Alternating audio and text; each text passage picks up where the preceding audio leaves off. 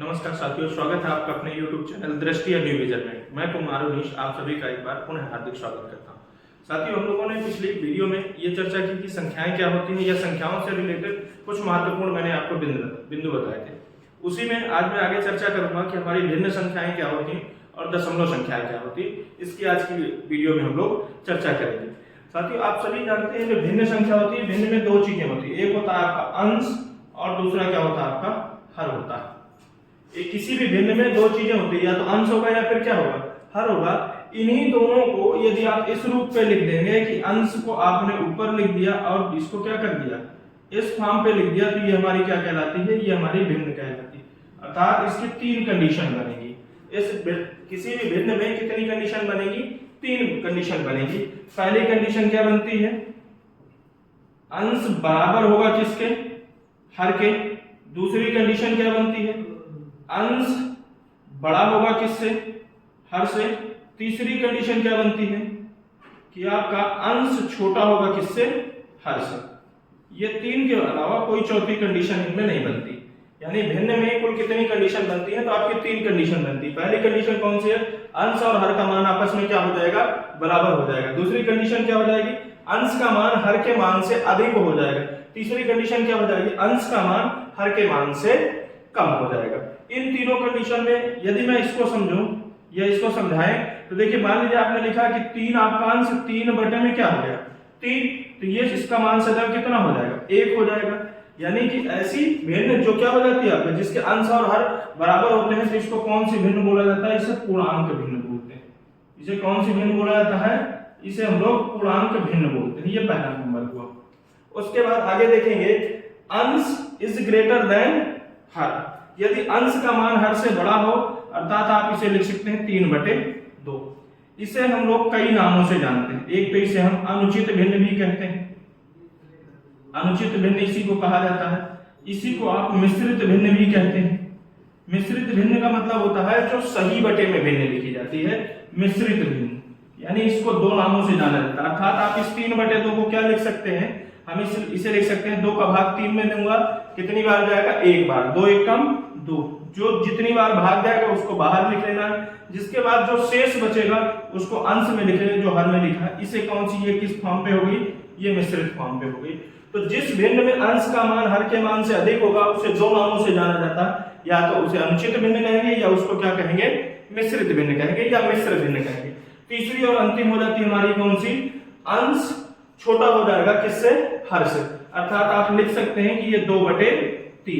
या हमने देखा कि अंश का मान किसके मान से छोटा हो गया, हर के मान से, तो इसको सदैव उचित भिन्न बोलते हैं। इसे कौन सी भिन्न बोला जाता है, इसे उचित भिन्न बोला जाता है। साथियों, हमारी ये 3 भिन्न होती है। भिन्न कितनी होती है, 3। लेकिन हमारी परीक्षाओं में सिर्फ 2 से ही प्रश्न पूछा था। एक अंश ये वाला अर्थात अनुचित या मिश्रित, दूसरा होता हमारा उचित भिन्न से। यहां यदि मैं बात करूंगा तो 3 पॉइंट आपको याद रखने हैं। पहला पॉइंट क्या है, उचित भिन्न का मान, उचित भिन्न का मान सदैव 1 से कम होता है, 1 से कम होता है। ये पहला बिंदु होता है। अर्थात जिस भिन्न का मान 1 से कम हो जाएगा वो कौन सी भिन्न हो जाएगी, तो वो हमारी उचित भिन्न हो जाएगी। दूसरा बिंदु कौन सा होता है कि जो अनुचित भिन्न होती है हमारी, कौन सी भिन्न, अनुचित भिन्न। अनुचित या आप इसी को कह सकते हैं मिश्रित भिन्न। मिश्रित भिन्न का मान सदैव 1 से अधिक होता है, 1 से अधिक होता है। यह दूसरा पॉइंट है। इसके बाद तीसरा और अंतिम बिंदु हमारा इसमें बनता है। तीसरा कौन सा बनता है, पूर्णांक भिन्न का मान, पूर्णांक भिन्न का मान सदैव 1 होता है। ये 3 बिंदु हमें याद रखना है भिन्न से लेकर के। कौन सा, पहला जो हमारी उचित भिन्न होगी, उचित भिन्न का मान सदैव क्या होगा, तो आपका सदैव 1 से ये मान कम रहता है। जबकि अनुचित भिन्न या मिश्रित भिन्न का मान सदैव क्या होता है, 1 से ये आपका अधिक हो जाता है। आपका जो पूर्णांक भिन्न होती है उसका मान सदैव क्या होता है, वो 1 ही होता है। ये होगी हमारी कौन सी, ये भिन्न संख्याएं हैं। भिन्न से ही रिलेटेड यहाँ से एक और टॉपिक आता है आपका दशमलव संख्या है, थोड़ा सा हम उसकी भी चर्चा करेंगे कि आपके दशमलव संख्याएं कौन सी होती है। बात करेंगे दशमलव संख्या की।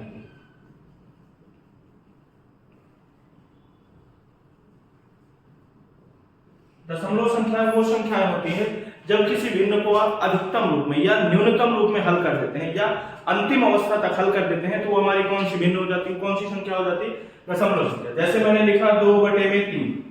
अब आपने इसको भाग दे करके कहां तक कर दिया, इसका पूरा का पूरा भाग दे दिया, ये हो गया। और ये आपका डाट डाट डाट हो गया, ये हुआ। मैंने लिख दिया 3/2। आपने इसका मान निकाल करके भाग दे करके निकाल दिया कि 1.50। मैंने लिख दिया 5/2। आपने इसका भाग दिया और आपने लिख दिया 2.50। मैंने आपसे कहा 2/5, आपने कहा 0.40। आपने देखा कि हमने इन भिन्नों को क्या किया, जब अधिकतम अवस्था तक हल किया यानी अंतिम अवस्था तक हल किया तो एक नई प्रकार की संख्या प्राप्त होती है। यही जो नई प्रकार की संख्या प्राप्त होती है इसी को कौन सी संख्या कहते हैं, तो यही हमारी कौन सी संख्या कहलाती है, ये हमारी दशमलव संख्या कहलाती है। इतनी सी परिभाषा होती है। अर्थात भिन्नों का सरलतम रूप कौन सी संख्या कहलाती है, वो हमारी कहलाती है दशमलव संख्या। भिन्नों का सरलतम जो रूप होता है वो कौन सी संख्या होती है, वो हमारी हो जाती है दशमलव संख्या। दशमलव संख्या में भी एक दो बिंदु याद रखना है। इसमें पहला बिंदु आपको क्या याद रखना है, ऐसी संख्याएं या ऐसी दशमलव संख्याएं जिनमें या तो देखिए यहाँ हमने 2-3 एग्जांपल लिखे। पहला वाला एग्जांपल है, यहाँ देखिए रिपीटिशन होगा, अर्थात ये जो 6 लिखा हुआ है इसकी आवृत्ति निरंतर हो रही है, आवृत्ति नहीं रुक रही। या मैं दूसरे शब्दों में कहूं कि जब किसी भिन्न का भाग पूरी तरह नहीं जाता है, उसमें क्या होता है, जब पूरी तरह भाग नहीं जाएगा तो आप भाग देते रहेंगे। एक कंडीशन ये बनेगी। दूसरी कंडीशन क्या बनेगी, जब आप भाग देंगे तो वो भिन्न पूरी तरह कट जाएगी दशमलव के बाद। तो दशमलव में जो कंडीशन बनेगी वो 2 बनेगी। पहली कंडीशन कौन सी बनती है, पहली बनती है आवृत्ति, अंकों की आवृत्ति होना, अंकों की आवृत्ति होना। इसके बाद दूसरी कंडीशन कौन सी बनती है, अंकों की आवृत्ति ना होना। ये 2 कंडीशन बनती है। पहली कंडीशन हमारी कौन सी बनती है कि अंकों की आवृत्ति हो रही होगी, और दूसरी कंडीशन हमारी कौन सी बन रही है कि अंकों की आवृत्ति नहीं हो रही होगी। तो साथियों यहां ध्यान दीजिएगा, जब भी किसी भिन्न में अंकों की आवृत्ति नहीं हो रही होगी तो वो भिन्न सदैव हमारी कौन सी होती है, वो भिन्न हमारी सदैव परिमेय संख्या होती है। कौन सी संख्या होती है वो हमारी सदैव परिमेय संख्या होती है। उदाहरण से समझेंगे इसको थोड़ा सा। मान लीजिए मैंने लिखा 3.9।